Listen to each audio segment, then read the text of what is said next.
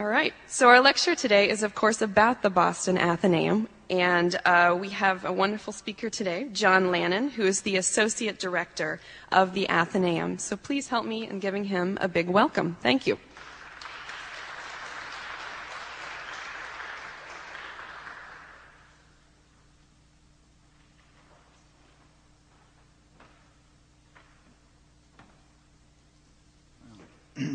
Good afternoon, and welcome to all of you from me as well. I'm glad so many of you were able to turn out today to attend this lecture, and I know that those of you who are going to be touring the Athenaeum this afternoon will find it hopefully an absolutely delightful institution.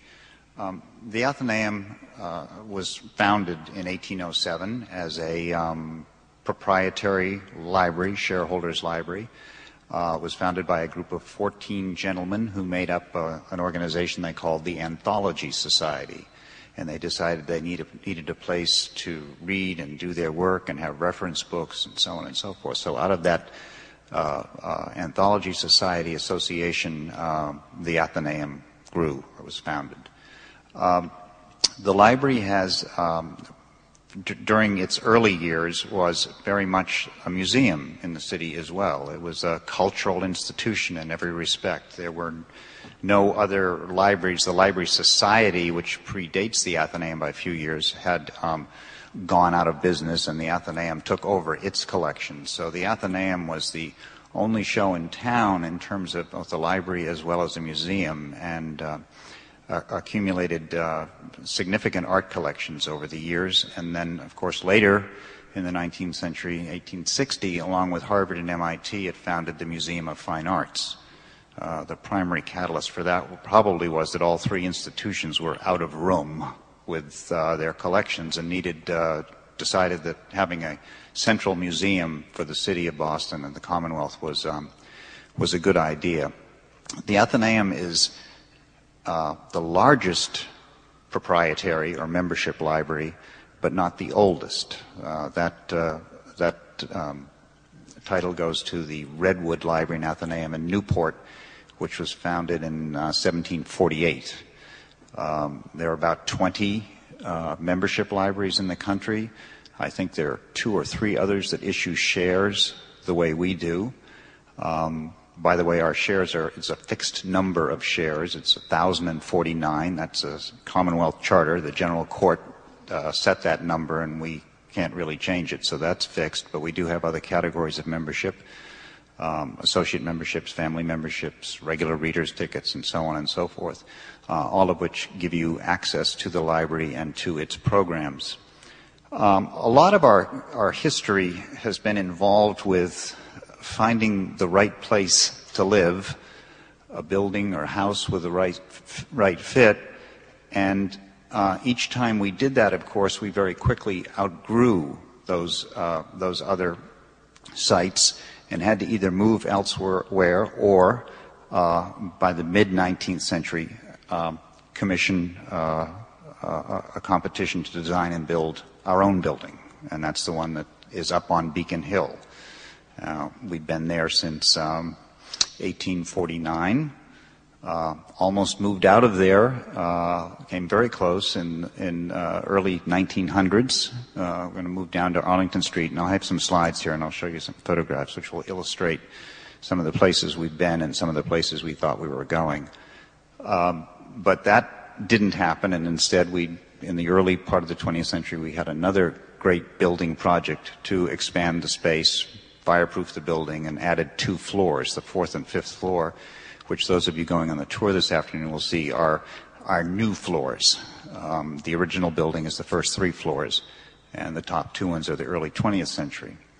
And then most recently, in 1999, we closed again to do further renovations, this time not only to bring more adequate space for our books, staff, and programs, but most importantly to bring for the first time a climate control system, a preservation environment to the Athenaeum and its collections. The Athenaeum, as I said, had nothing before that to protect its collections. And it could, in the summertime in particular, get to be a very uncomfortable place to be. It always struck me as curious that we closed the building more for heat days than snow days. But that is behind us. The renovation was quite successful, and I think I'll start by showing you some slides which will begin with the early years prior to our getting into the Beacon Street building, and then the sort of major watershed periods along the way, the first renovation, the second renovation, and so forth, and then finish up by just showing you some examples of things from the collection, both art and books and so forth. Okay? Is this on? No, it's not.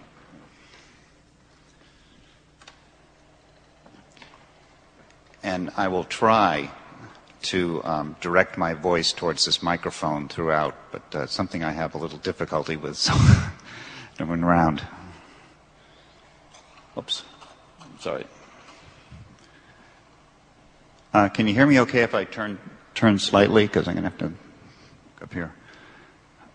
This first slide is a painting by Thomas Sully of Thomas Handyside Perkins, who was one of our early benefactors. In fact, one of the homes that the Athenaeum had depicted on this plate was over on Pearl Street, going down towards Old Battery March Street, going down towards the water, and that was the home of James Perkins.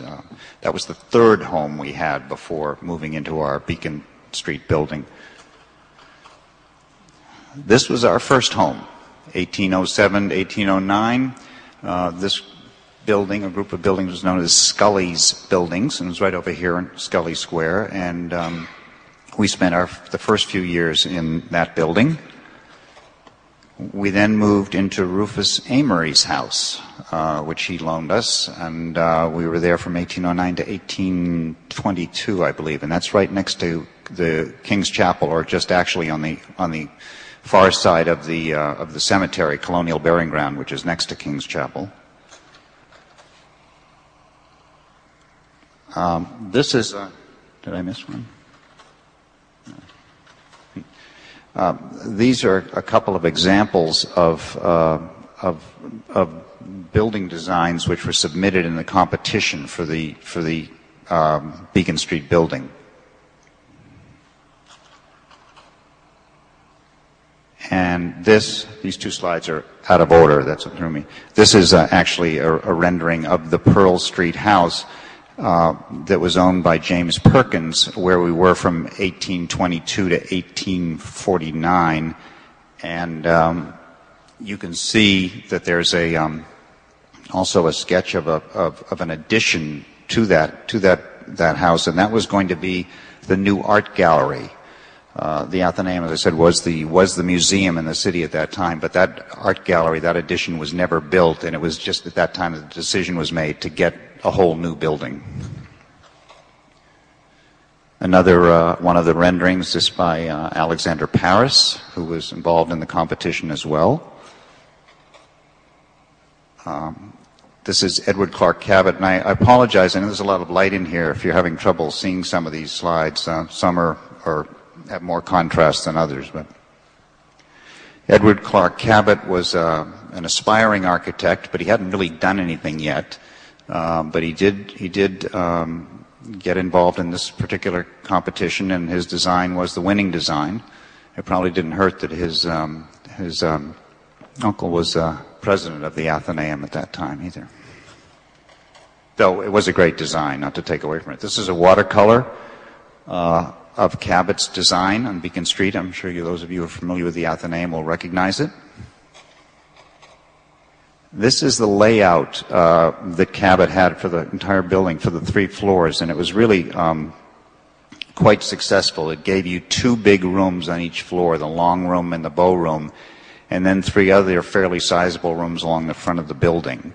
And of course, this was laid out in typical 19th century library fashion, where the books occupied all the walls around you. You lived with the collections. It would not be considered a very efficient way to build library shelving today, but that was the norm back at that time. There's turn of the century, turn of the 19th to the 20th century photograph of the Athenaeum on Beacon Street. You can see at that time that buildings, commercial buildings, were just coming into the neighborhood. When the Athenaeum was erected in the late 1840s, it was almost entirely a residential area, and lots of smaller houses or smaller buildings on the street. And I think there was probably a fair amount of concern on the part of the neighbors that the neighborhood was going to change rather dramatically, and this was the first sign of that, and it certainly has changed. That's the second floor in the 19th century. The library floor, which is again the library floor, we found in this project, though it wasn't our intention to do so, that we went back very much to the 19th century model in terms of the way the building is laid out. For instance, the first floor is now a lot of sculpture on the first floor, and it's the public room. The second floor is the library. The third floor was going to be the art floor, but we changed that. But in other ways, we went back to this 19th century model in a significant way.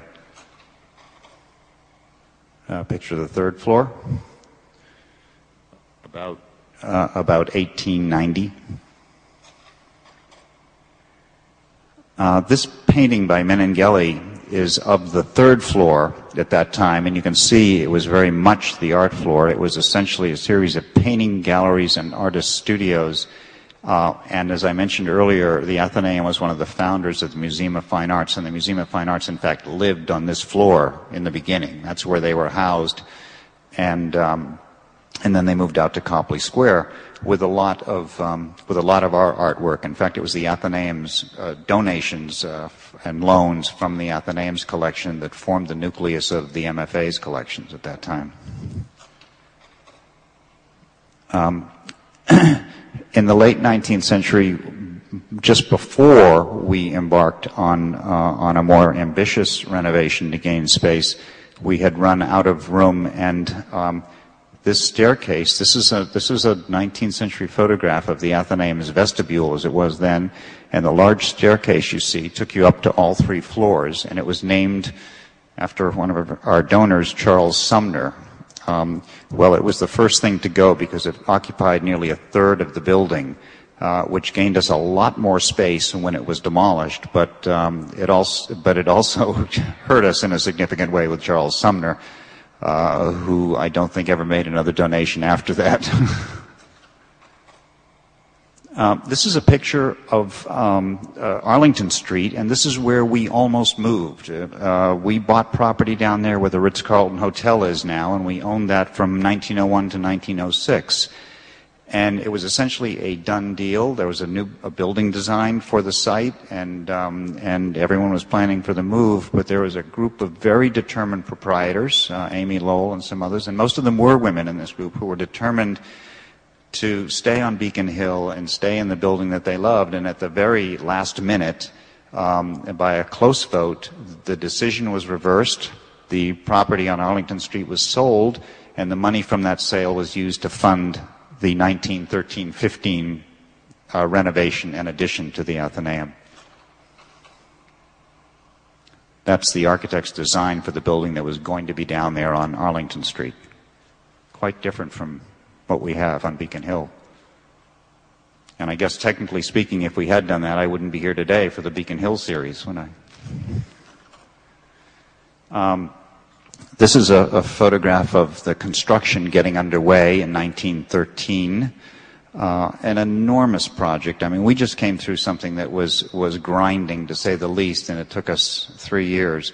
This was done, I think, closer to a 2-year period of time, and that involved gutting the entire building. All the combustibles, wood floors, everything were removed.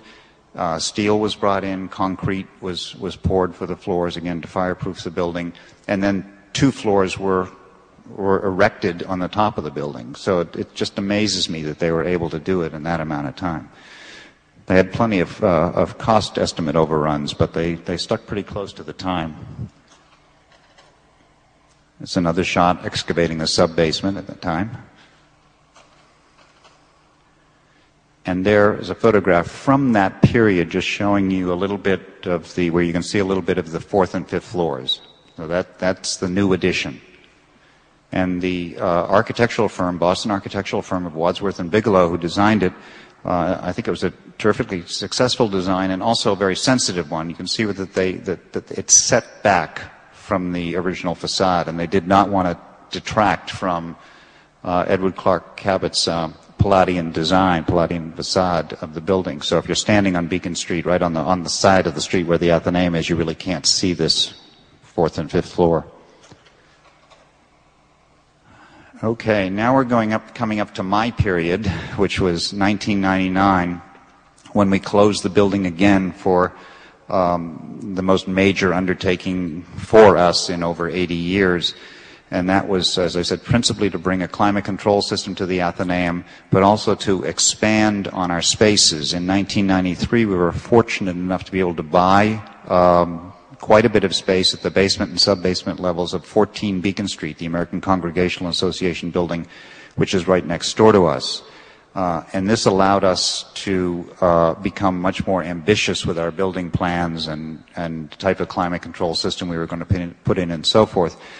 So we emptied the building of the collections and staff, that is with the exception of me and the chief engineer and my assistant, Sarah. The three of us stayed on site for the entire 3 years to help with documenting the project, as well as coordinating among the contractors, engineers, architects, and so forth. So it was a pretty exciting time. Learned a lot about plumbing, electricity, and all the rest of that stuff. But this is a picture taken by Shelburne Thurber, who was our artist in resident during the project. And this is a photograph of the 5th floor empty. And looking back on it, I'll tell you the most exciting, interesting, telling time for me was the 2 months after everyone left the building before the work started, and having seen the Athenaeum go from a full functioning building, collections and people everywhere, to an empty building, and being the only one in it, wandering around knowing that no one had ever seen it, no one alive had ever seen it like this before or would again, was something I thought about a good deal. So there's the 5th floor after the contractors got their hands on it. Everything was coming down. A lot of the walls had to be removed for the new systems. We put 130 tons of equipment up on the roof. We have 10 large air handlers about the size of a medium-sized truck throughout the building. All of the windows were new. That's why you see the old ones here laying on the 5th floor, because we also wanted to bring windows that would give us UV shielding protection from harmful rays that were also damaging our collections. And we go right back to the masonry here. By the way, Michelle, I can't really tell if these are in focus or not from here, so I hope I'm not showing people a bunch of blurry, A lot of the material that came into the building, the steel and other things, had to be hoisted up over the building or brought in through areas where windows had been and so forth. It's one of the cooling towers. This is wonderful. It looks absolutely medieval to me the first time I saw this go up, and it's a technique called needle shoring, and it supports the upper walls and ceilings while they demolish the hollows here. They're going there before they removed the center parts of those arches. There are two of them out. The idea here was, again, we're going back to the 19th century. You remember the photograph of the Charles Sumner staircase, that those alcoves had been open in the past and were filled in more recently, so we wanted to reopen them and give people a connection to the library. As soon as they enter the vestibule, they could see into other rooms of the library, and we think that worked out very well. More steel coming over the top. One part of an air handler going in through the window. A dehumidification unit heading up to the roof. One of the other things that we had to address at the Athenaeum in this project was not only the climate control system, but the some life safety issues. And one of the big issues for us was getting people out of the building if there was a fire. And all we had previously was an iron fire escape that was sort of pinned to the back of the building that took you from the 5th floor, or actually from the roof if you happened to be up there, down to the 2nd floor terrace. But that's as far as it took you. From there you had another 30 feet to leap into the burial ground. So it wasn't really a satisfactory arrangement from anyone's standpoint. So this was a new bit of construction. This is a brand new stair tower. It's pressurized so that smoke can't get in there, and it runs all the way from 5 down to the basement. So now we're set if we should have a situation where we need to use it. There's the 130 tons of equipment that I mentioned sitting on the roof, taken from the building next door. You can see the Athenaeum in the center of the picture. And on the roof, which was formerly empty, is now completely covered with equipment. 14 Beacon Street, which we purchased in 1993, I mentioned a moment ago. This is work that's going on there, and it's just to quickly show you some of the spaces we created there, which those of you who are going to the Athenaeum this afternoon will see these rooms. This was what they call Pilgrim Hall, the Congregationalist. This is a 2-story room, or it was a 2-story room. This is a floor going in to divide it in half, and it's where they had their church services. But most recently, it was the home of Thomas Todd Printers. That's when we purchased it. Todd had just gone out of business and moved, and that was our opportunity to get this space. So we didn't need it as a 2-story hall, but we needed it 2 different stories, and the lower story was going to be our place for compact shelving to increase our book storage capacity, and then the top story was for our new art department and conservation department. This is the art department. Conservation department taking form and finished. Wonderful views out there. It's just about the best real estate in my view in the building. It's southern exposures. You look right out on the granary bearing ground. Wonderful light for doing the kind of detailed work that the conservators have to do. This is our new exhibition gallery. We used to have a gallery on the 2nd floor that has now become a special collections reading room. We needed a place for researchers to work that wasn't out on an open floor, and we needed to take some security measures, and so that's why we built that room. And we moved the art department to a location in 14 Beacon Street. This is again in the Congregational building, but it's the 1st floor, or the street level, and that space that we lease. We have a long-term lease with the ACA, the American Congregational Association. So there are 2 components. We own most of what we use over there, but we also rent some of it as well. New children's library, also in 14. The new entryway. Security desk, which you go past and takes you into circulation. In the old days, you used to just march straight ahead to circulation. The reading room, somewhat truncated now. We retained the old front part right on Beacon Street for newspapers and popular magazines, but all of the other quarterly journals, scholarly things, and so forth went up to the 2nd floor, which, as I mentioned, is the library. Its reference, its special collections, and it's the periodicals. Long room on the 1st floor. Another space we call the Triangle Room, which is now actually the Bornheimer Room, and it's a very nice space off the 1st floor long room, and it's the only place in the Athenaeum where you can sit and look back across the entire backside of the building. The ballroom on the 1st floor with Athena, and the 2nd floor. This is again the library floor. a new seminar room. We needed space for meetings rather desperately. The only thing we had was our trustees' room on the 4th floor, and now we have this seminar room at the gallery level off the 1st floor, which has proved to be very useful and is kept quite busy. The Special Collections Reading Room. Previously, what you had to do when you came to the Athenaeum to use any of its rare materials or special collections is you just go to the 4th floor where the reference department used to be, and material would be brought to you, but you'd work right there in the long room with all the distractions and staff and people running back and forth. And so now you have a quiet, sequestered place which is designed solely for the use of rare materials. The trustees' room on 4, not too many changes here.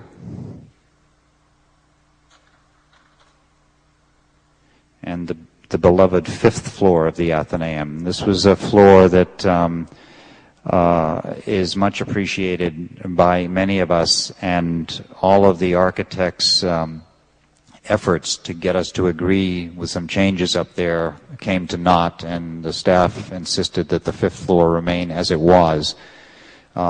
So with the exception of the new windows I mentioned and systems which you can't really see, sprinkler systems that are up above the ceilings and so on and so forth, we left it alone.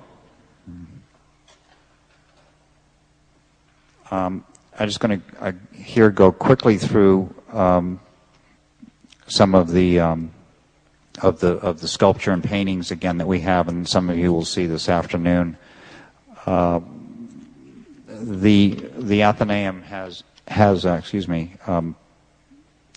even though it has distributed a lot of its fine arts, it retains much, and it continues to buy paintings and sculpture and so forth. This first one is a full figure statue of George Washington by Houdon, the French sculptor.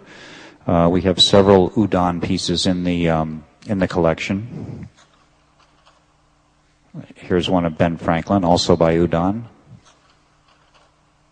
Lafayette, Houdon.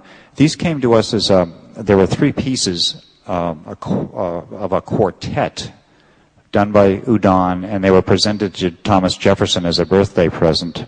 How they got out of Virginia, I can't tell you. But we wound up with 3, George Washington, Ben Franklin, and Lafayette, and the 4th piece is at the Museum of Fine Arts, and that's John Paul Jones. This is an anonymous sculpture of the Venus De Medici. We have a few of these. The others aren't anonymous, but this one is. Harriet Hosmer's Puck and the Owl, mid-19th century. This is the most recent large sculpture we purchased. This is a likeness of the goddess Athena, and it just seemed to make sense that the Athenaeum, which carries the name of the House of Athena, should have a likeness of her. And so this was purchased at a Paris sale in '99, just before we moved out. A picture of John Adams by Mather Brown. A painting by Gilbert Stuart of William Smith Shaw, Athenaeum Shaw, the first librarian of the Athenaeum. Hannah Adams by Chester Harding, and Hannah Adams was a writer, historian, well-connected, and also the first woman to be allowed in the Boston Athenaeum. And this was in the 1820s. Prior to that, women were not allowed to visit or work in the Boston Athenaeum. It was obviously a very different time. But as well connected as Hannah was, it still took considerable effort to get permission from Athenaeum Shaw to let her in. And when he finally did, she was restricted to one room, and things were brought to her. And we're told it was under lock and key, but I don't know. Chief Justice Marshall. Fanny Kimball and her aunt, Mrs. Siddons. That's a very young Samuel Eliot by Rembrandt Peale. We recently had an exhibition of children's portraits in the Athenaeum. Our new curator, David Derringer, who just arrived recently, decided that would be a good show because there were so many portraits of children hanging around the building, throughout the building, and some of them in storage. And this is one by Cephas Thompson. We have a number of Cephas Thompson paintings, and it's his own family. I think mostly his own family. Another Cephas Thompson, and these are family members as well. A portrait by Karachi, by one of the Karachis. A painting we acquired in the mid-90s. This is George McCulloch by John Singer Sargent. And then one of our great paintings, large painting, The Interior of St. Peter's by Panini, this depicting the Grand Tour, which was something that was regularly done by many Europeans at that time. This is a lithograph. Our print and lithography department is one of our main research centers in the library. And this is a lithograph after a Rembrandt Peale of Washington. One of the other major research collections in the Athenaeum, which strikes many people as curious, is our Confederate imprint collection. We have the largest collection of books, maps, broadsides, printed materials that were printed in the southern states while they were part of the Confederacy. As I say, people always find that a bit curious that the largest existing collection of Confederate material is in this abolitionist city of Boston, but it was the foresight of our librarian, Francis Poole, and Francis Parkman, the historian at the time, who realized, before the guns had even cooled, that all of this material, this printed material in the South would disappear in no time, or at least a lot of it would, and so they decided to get into the South and start buying up as much of it as they could. That's the broadside that announced it all. It was 1860. Charleston Mercury, South Carolina, first state to secede, and this was their Declaration of Secession. And sheet music from the Confederate collection. This is hard to see, I know, but it's a very important map, though. It's a map that we had exhibited recently in the Lewis and Clark show we did last year, and it's a manuscript map, so it's unique. And it was done by the official government cartographer Nicholas King from materials that were sent back to him by Lewis and Clark. This was even done before they returned to Washington, so it's an early state of the map. And as I say, since it's a manuscript, there are other manuscripts, but they're all different. So this is a wonderful thing, important document to have in our collections, and was recently actually reproduced in facsimile. So because some people wanted to have copies themselves.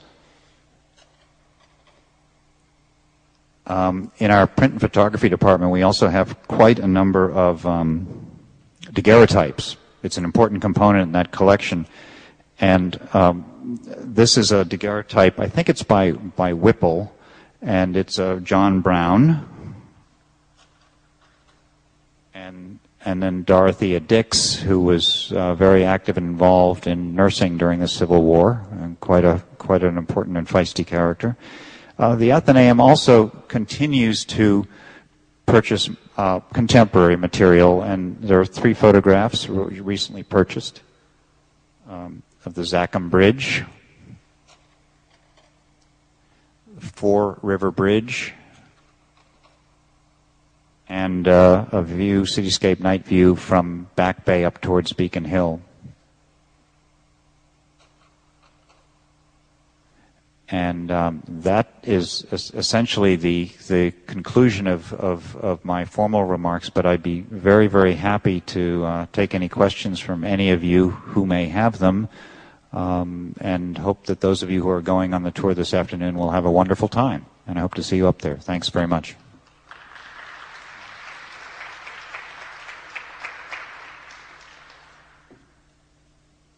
Just going to ask if anyone has questions. I'm going to hand you the microphone because this is being filmed for webcast on WGBH. During your first renovation in the early 1900s, where did you store your collections, and were they made available to your members?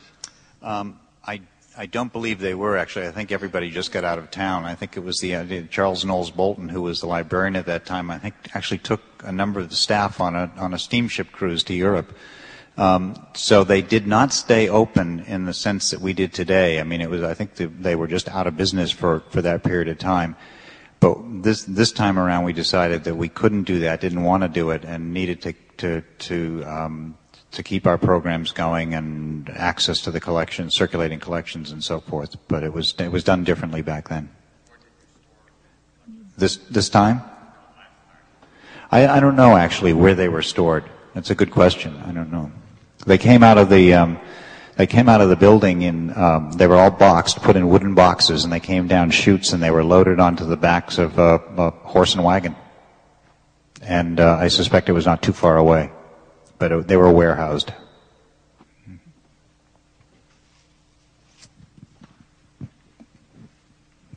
I was wondering how many staff and whether there are smoking rooms. That was a sore point for a while. There are over 50 staff. I think we have 52 now. And smoking at the Athenaeum didn't die out that long ago. There aren't any smoking rooms there now. But it was only, I think, in the mid to late 80s that the trustees and proprietors started wrestling with this, and it was done incrementally. They kept cutting back on the number of areas in the building where you could smoke, and then I think they also approached it, it depended on what you were smoking. If you had a pipe, that might be okay, or a cigar was probably really good, but cigarettes, might have gone first. But there were a good many people who enjoyed the fact that they could smoke at the Athenaeum, and so it was difficult to pull the curtain on that one, but we did eventually do it.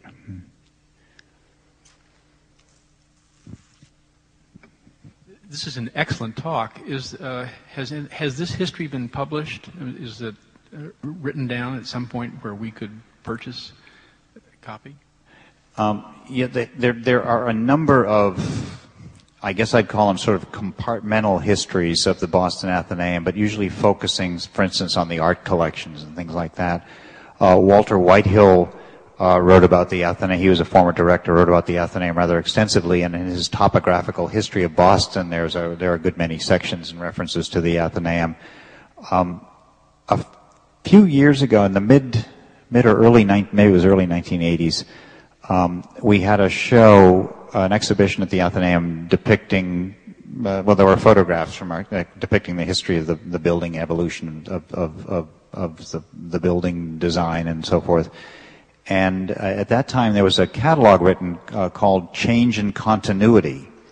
And it is just an excellent short history of the Athenaeum and its buildings. It's well illustrated and easy to read and get through. And then more recently, one of our assistant curators in the print department wrote a book called Designing the Boston Athenaeum, which incorporates a lot of the material from Change in Continuity, but it's much more extensive and comprehensive in its approach.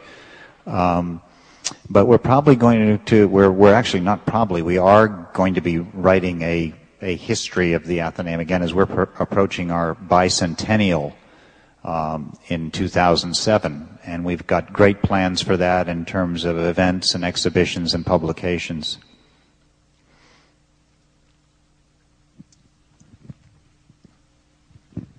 Considering the topic of this series is the North Slope, South Slope, can you speak at all to the move from a rather elite institution formed by a small group of very wealthy proprietors on being held to a more inclusive organization over the years?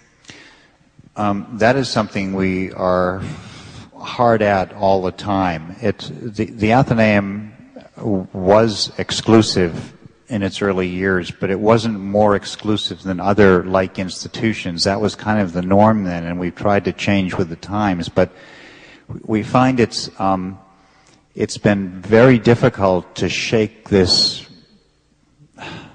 mystique or reputation of the Athenaeum as being a gentleman's club from the old Brahmin days, and it couldn't be further from the truth. And we're trying to do everything we can to reach out, and hopefully we're going to be successful in that, because that's one message we want to get across. And we're trying with our programs and everything else. We're doing a lot of stuff with the community. Some of it's going well, some of it doesn't go that well, but for the most part, I think we've made significant strides in that direction.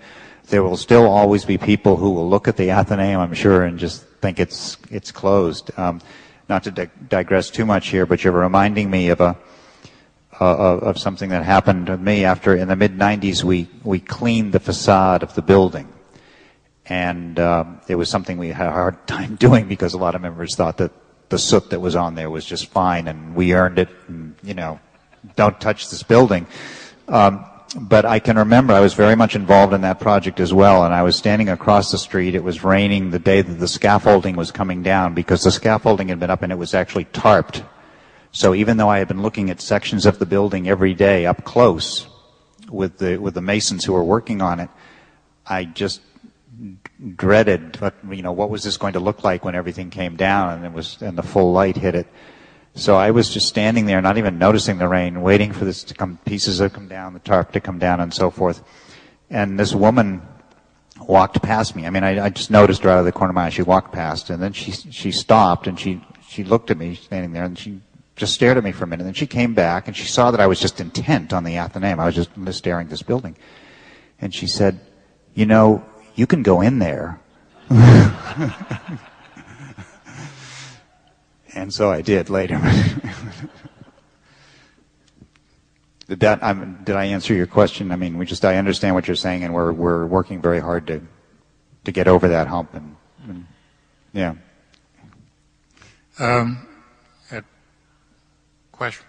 At one time, you used to serve tea. Still do. You still do? You missed it yesterday. Huh? Just as well you didn't come yesterday. We had a fire alarm at 4:30. So. But no, we do every Wednesday.